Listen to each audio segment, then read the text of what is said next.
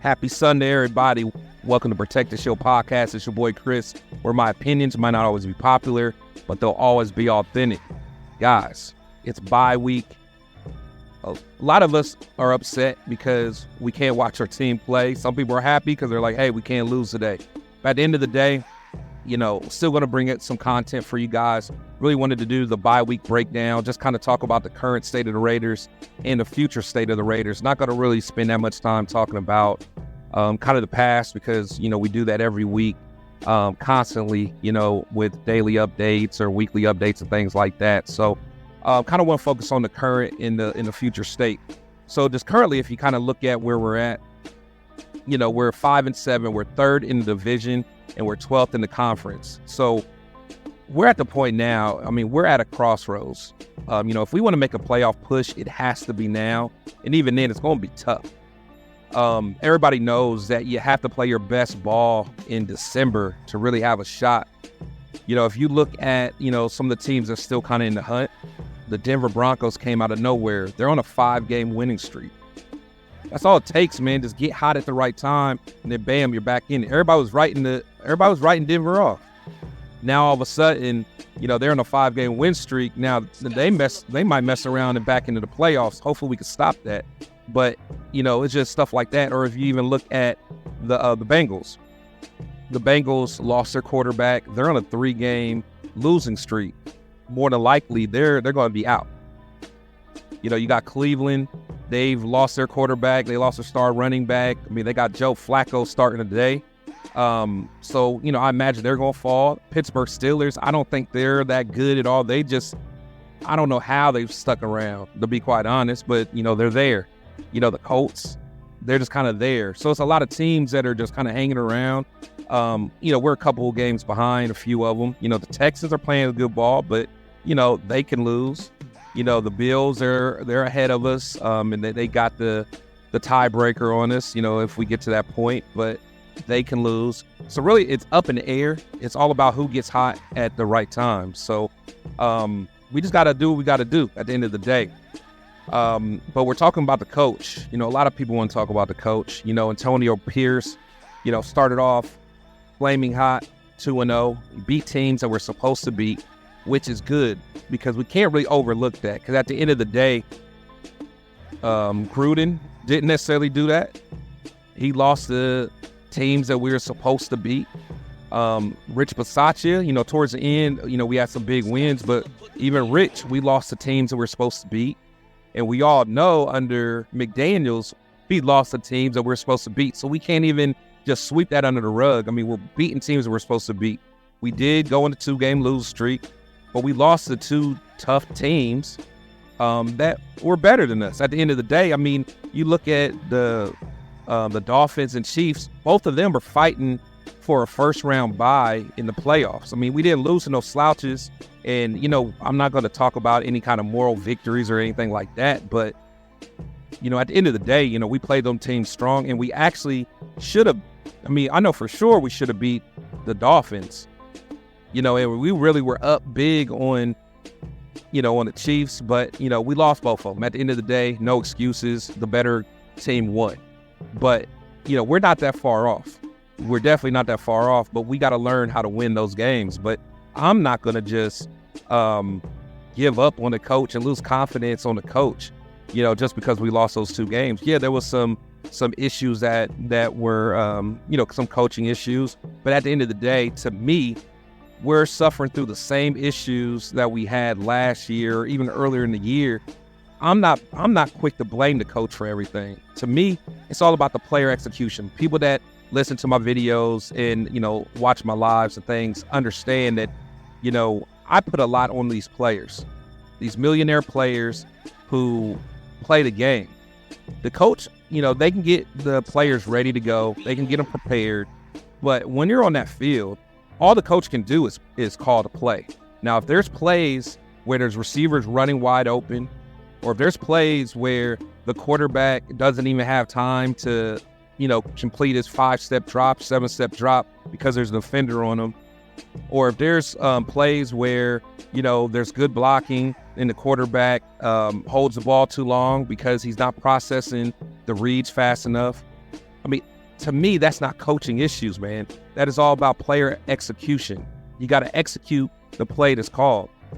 People want to talk about, the decision to go for it on 4th and 1, and we get stopped.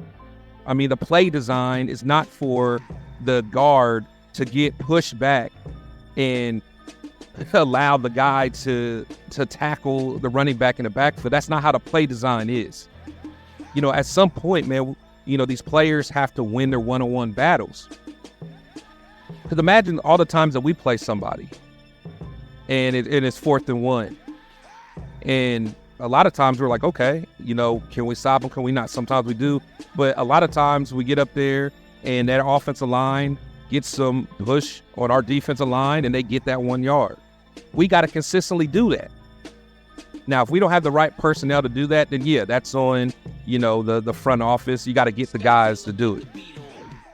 We got to get to that point, man. But I'm not going to be the guy that's going to always blame whoever's holding the clipboard and the headset for things that's not happening on the field. And maybe that's just me because, I used to play, and even when you listen to people like Devontae and Josh, it's like, some guys with that dog alpha mentality, they're like, man, this is on us, man.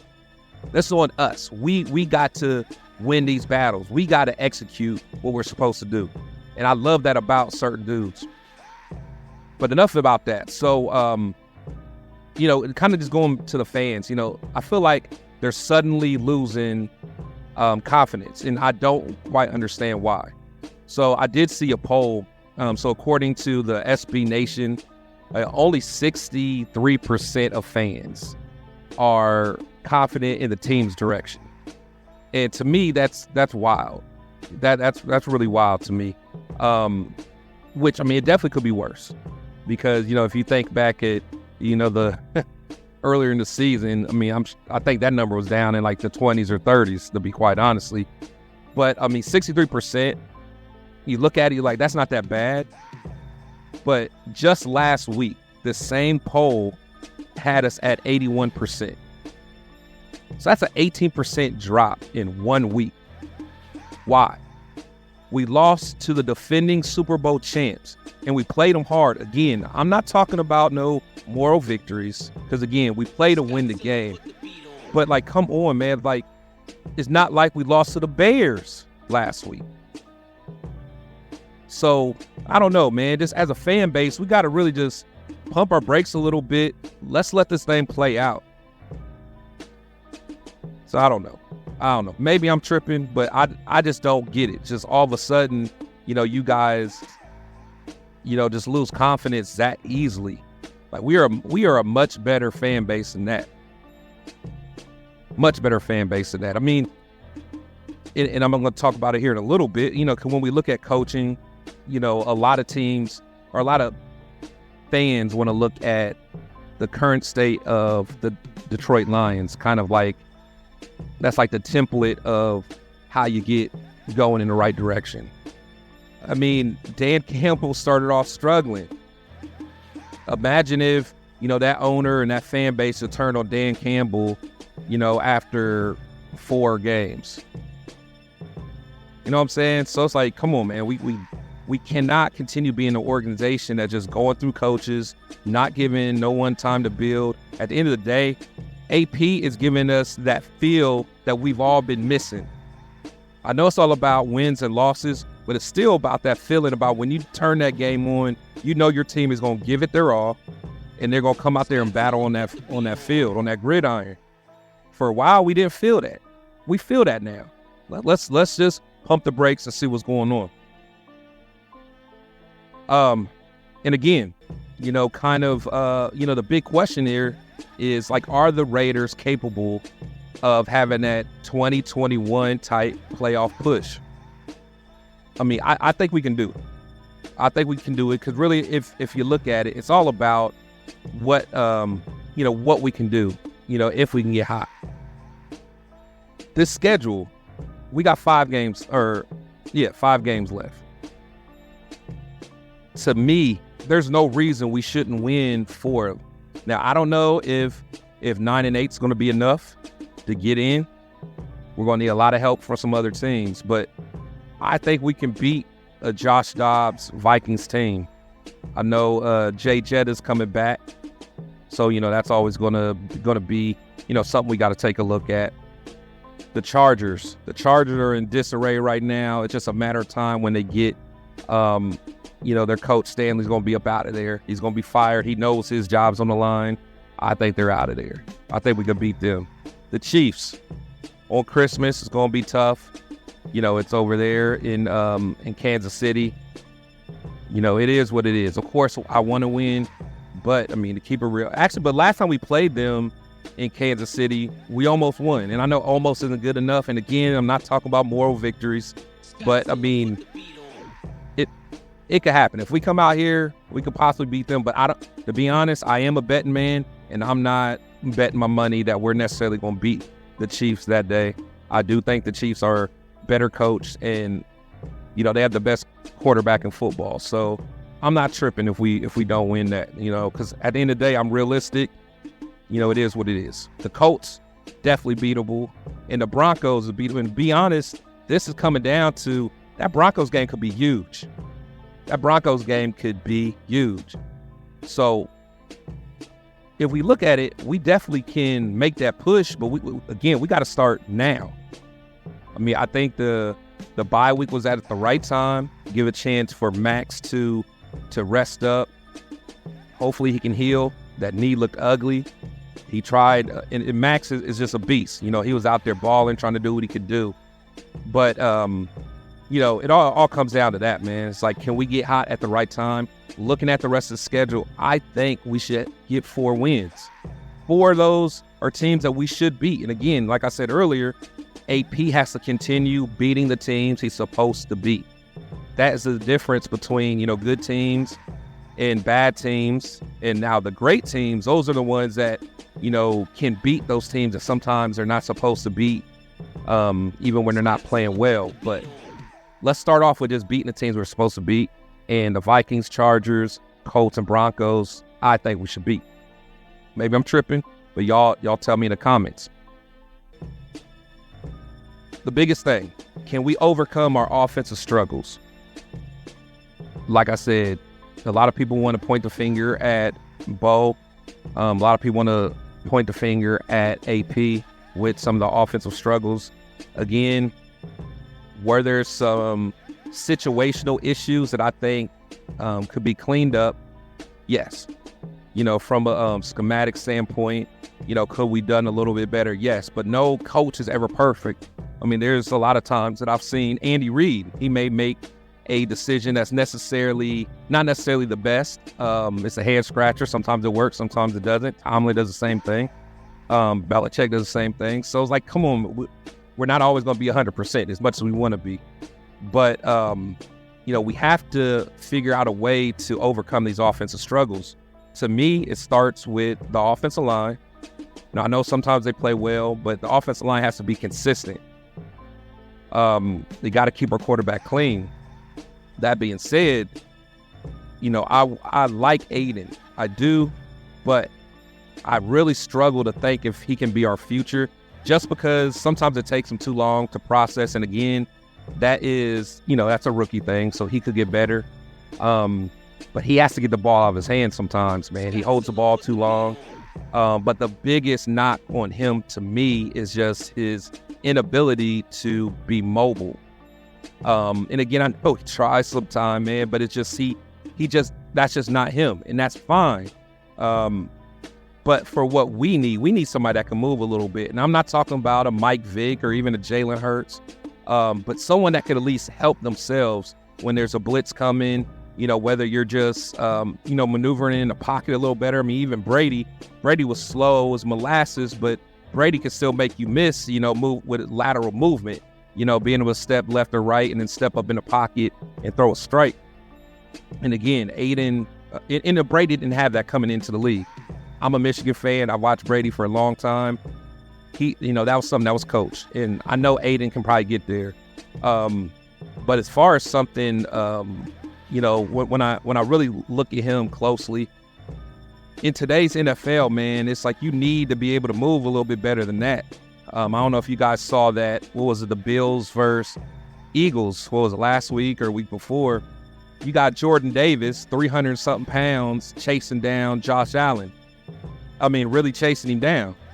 It's like it's a new day. And, just like I tell, some of my boys on the Raider Syndicate, shout out to y'all. But, those days of, having the Dan Marinos just sit back there, pat the ball, flat-footed and can just throw strikes all day. Those days are going, unfortunately. The Tom Brady's, the Phillip Rivers. Like, I think those type quarterbacks, I mean, there's always a spot for them if you have a great line. But the way that the defensive lines are these days is definitely going to be tough. So I really struggle to think that, quarterbacks like that is going to be able to continue to be part of this future. I could be wrong. That's just my take. Secondly, I think, I'll say on offense. I don't want to put it all on the line. I don't want to put it all on the quarterback. But again, I love Josh Jacobs. He runs hard. But I notice, I'm a big supporter of him and I back him up a lot. Sometimes I feel like he doesn't break it outside enough, or sometimes he'll miss the cut, because sometimes the hole is there. I'm definitely hard on the offensive line a lot of times, but sometimes that the hole is there, he just misses it. You got to get there.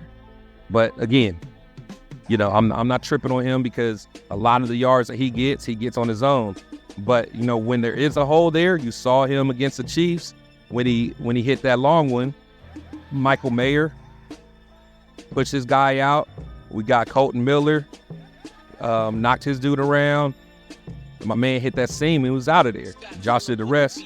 We got the ability to do it. It's all about consistency at the end of the day. Going to defense. The big question for me there is, can the defense continue to develop? We got a lot of young guys on there. We got a lot of guys who, just on paper, they're just kind of real mid. I mean, they're mid players. But the thing is, can we get these guys to develop? Can we get Max some help? And that's one thing I worry about for these next 5 games is you got Max, but how's his knee going to act? Now, 100% Max, that's nasty work right there. He can't be blocked. But you notice that, on the Chiefs game, Max struggled to get off a little bit. He still got a sack, but that's just purely because he's a psycho in the head. I mean, he works. He's always moving his motor. But is he going to always be able to do that? And should we ask that of him all the time? We'll see Malcolm Kuntz. He'll make a splash play here or there. We'll see Bilal Nichols make a splash play here and there. John Jenkins make a splash play. But the thing is, we need that consistency. We need them to just keep coming. At the end of the day, they usually play well. But, with our offensive struggles, man, they got to continue playing well. They got to continue getting turnovers, knock the ball out, be ball hawks. So I think they can do it at the end of the day. But when you're playing teams like, the Vikings, again, Josh Dobbs, he played bad last week, but we've seen him dot up some teams. He dot up some defenses. And we know that Justin Herbert, he can dot up some defenses. Mahomes is Mahomes. I don't got to talk about him. Gardner Minshew, he's just one of those variable, he's one of those variable players. You just don't know what to expect. But when he gets going, he's tough. And then you got a Sean Payton-led Russell Wilson who's starting to come into his own. So our defense is going to have to play all 5 games. So, I mean, can they continue to develop? Maybe it was some addition by subtraction. We got rid of Teamer, which from everything I've heard, he was good in the locker room, but, he did what he did. I think Peters, everyone know I liked Peters, but, you could tell he just has a bad attitude, man. Let's get some guys out there that want to play, that's going to have a good attitude, practice hard. And again, I don't know what Peters did, is in the locker room. I can only imagine. Pretty good at reading people, but, shout out to him.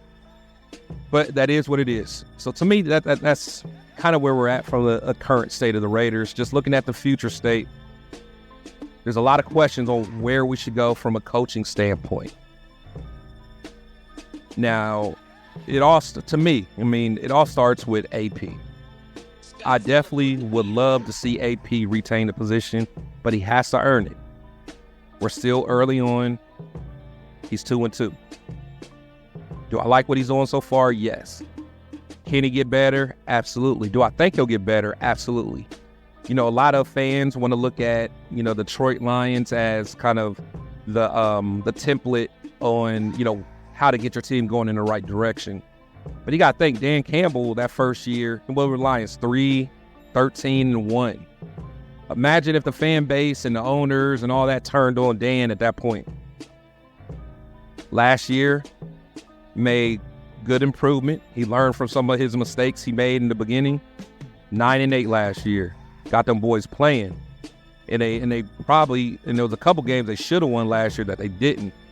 But 9-8, they did their thing. This year, 8-3, one of the hottest teams out there.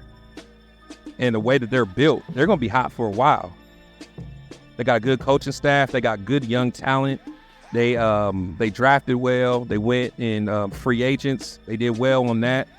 That team is set for success as long as they, keep that going. And I think they can. I don't care if they do or not, but I'm just, again, keeping it real.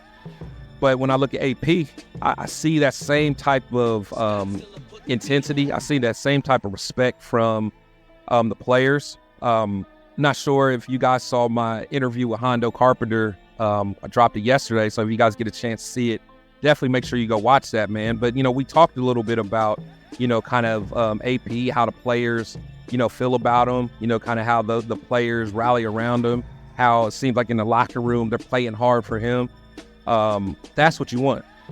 That's what you want. Because honestly, that's what they did for Rich Bisaccia. But for me, I didn't think Rich was ready for a head coach position because, again, I know from a special team standpoint, he's a kind of like a guru. And I know he was a running back coach for a long time. But, at the end of the day, to me, I don't think there's no comparison with the way AP makes that team feel compared to Rich. And again, I know the team loved Rich. He was a nice guy. But I think AP is a true leader. I think he's a true leader. All you guys always like to say, McDaniels wasn't a leader of men. AP is a leader of men, and you can tell. If that's not a leader of men, I don't know what is. So I want to stop there from the coaching standpoint. It stops at AP for me until he eliminates himself. Now, if we go on a losing streak, then it is what it is. You'll have to earn a position. But, some of the other candidates that, people are talking about that we just keep hearing, Harbaugh. A lot of people are talking about Harbaugh. And a lot of people are talking about Ben Johnson. Those are the names that I'm hearing more than anything. Harbaugh, somebody that, again, I tell everybody, I'm a Michigan fan. I love John Harbaugh. I think he's a great coach. Me personally, even though he's had a lot of success in the NFL, and it was a while ago, but when he was in NFL, he was a dominant coach. He has some dominant teams out there, and he's proven that he can develop and work with different types of quarterbacks. So he does what a lot of us was saying that Josh McDaniels didn't do. He was able to kind of he was kind of able to change and be flexible with his system based on the talent that he has. And to me, as a coach, that is the top of that's elite level coaching if you can do something like that. That's the stuff that the Andy Reids do. That's the stuff that, Tomlin does. You're able to kind of, be agile as far as, what you got going on and kind of how you're moving forward with your system schematically. And I love that. Harbaugh is great. One thing with Harbaugh, though, he wears off on people and he starts rubbing people the wrong way. That's what happened in San Francisco. And to be honest, people that from the outside looking in as a Michigan fan, Harbaugh almost got fired a couple years ago. It was after losing, he lost again to Ohio State. Just wasn't having a good year. We started losing some recruits. Because Harbaugh, when he first came, he had a big contract. then they kind of restructured his contract once he stopped doing as well. And if you guys remember, he was at the point where he was close, but they didn't want to fire him because they respect him. He's alumni. He's royalty in Michigan. But he was on his way out. And a lot of people say that's when that whole sign stealing thing started coming up, and Harbaugh started getting the team together. And then, the rest is history. Three-peat for Big Ten champions, three-peat beating Ohio State. But before all that, it was just like, he was on his way out. And again, as a Michigan fan, I'm like, man, we need to find somebody else. And that's me saying this. But what I will say, though, is I think Harbaugh needs to stay in college because it's almost like that Urban Meyer effect, or even like Saban. It's like the way that he can motivate people. Like, you can motivate kids that's in college a little bit different than some millionaires. And again, he did it well in 49ers, but another thing is, I think wherever Harbaugh lands, he's going to want to be the main man in charge. He's going to want to be the GM, especially after he had some issues with the front office in 49ers. So he's going to want to be the man. Me personally, I don't want to go through that again because, again, after talking to Honcho, and he really kind of told me about the dynamic of, Gruden and Mayock compared to McDaniels and Ziegler, that, one thing that was in common is the head coach ran everything. And that just doesn't work. We read the article by Honcho. If Ziegler would have, put his foot down or had the power to, tell Josh, no, I want to do this, not this, we would be in a whole different situation right now. I mean, that's just a fact. That's not an opinion. That's a fact. So, again, shout out to Harbaugh. Me personally, I'm cool on that, man. I wish him the best. In fact, I hope he stays at Michigan, wins this national championship. We about to handle that business, and then we'll go from there. Now, Ben Johnson, a lot of talk about him. Ben Johnson, intriguing, because he seems to be a guru. Well, I won't use guru so lightly because we've heard guru from Gruden and McDaniel. So I'll say he's a elite offensive mind right now. He's up and coming. He has that young energy. Guys tend to like him. And one thing I like about him, man, he's able to get the most out of some of these, with their quarterback. People thought that their quarterback was done, and now he's playing good ball, at the end of the day. So, so he's probably somebody that I feel that could develop a young quarterback. Because at the end of the day, we are going to draft a quarterback. At least we should. I don't know what we're going to do about Jimmy, because with Jimmy's contract, it's going to be a little tricky. But I do feel that he's somebody that can develop a young quarterback and potentially make him a star. But again, he's a guy that he's going to be a first-time head coach. He's going to make mistakes, rookie mistakes as well. Do we know if he's going to be a leader? I mean, a lot of times we've seen over and over again, and you guys kept reminding me that McDaniels, heck of offensive coordinator, but couldn't lead men. We don't know if Johnson got it. He might not. Who knows? Now, should we take the risk? I don't know. But what I will say is, if AP does end up fading out a little bit, I would be interested in Johnson. I would. But at the end of the day, I'm still sticking with AP until he eliminates himself. Now, I'll tell you who I'm not interested in, and something that's going to piss me off if it happens. We need to cut this John Gruden nonsense. To me, that would be ridiculous if John Gruden comes back. For one, I would lose respect for Mark, and I love Mark.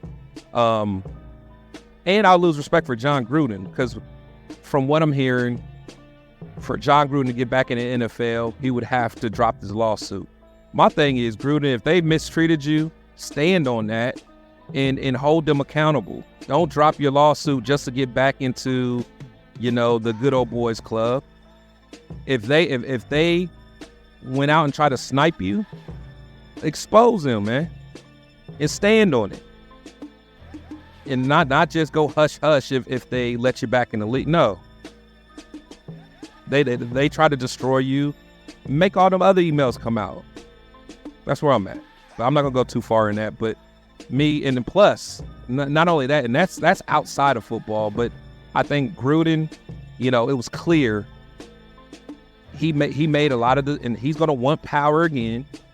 He made terrible drafting decisions. Terrible.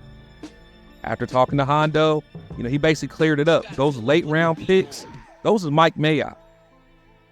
So when you talking about the Max Crosbys, the Renfros and stuff like that, we're talking about Mayock. A lot of us already thought it, but to have an insider specifically tell me that, it is what it is, man. Gruden made some bad mistakes, man. Bad mistakes. So, but I appreciate you guys stopping in and listening to me, man. It's, again, it's a bye week, so it's one of those weeks that, there's a lot of content that, we could talk about, but I just want to kind of just do something a little different and just focus on kind of where we are, where we're headed, what we should do. Again, like I said, it's just my opinions, my take. Let me know in the comments what you guys think. Am I wrong? I mean, where am I missing the mark? Is there something that I am missing? But at the end of the day, I really feel that from a current state, we got to do whatever we do. We got to do it now. We got to do it now. And if AP wants to get the job, he has to earn it. He got to start now. We got to stop losing confidence so quickly. As far as the future, let's learn from what the Lions did with Dan Campbell. Be a little patient, and that's it. But thank you guys for, hollering at me. Make sure you guys go check out my Hondo Carpenter interview. Fire. It's definitely fire. And if you guys didn't see my Hugh Jackson interviews, man, make sure you guys go back and watch that, man. Really got a lot of respect for him. But again, thank you guys for stopping through. Leave a comment. Don't forget to like, share, and subscribe to the channel. I've been working hard for you guys. Only been in the game since April, man. And I've done a lot of things just for my little time here. And I'm just getting started. So as I always say, players and coaches, they come and go. But we must always protect the shield. You guys take care. God bless you.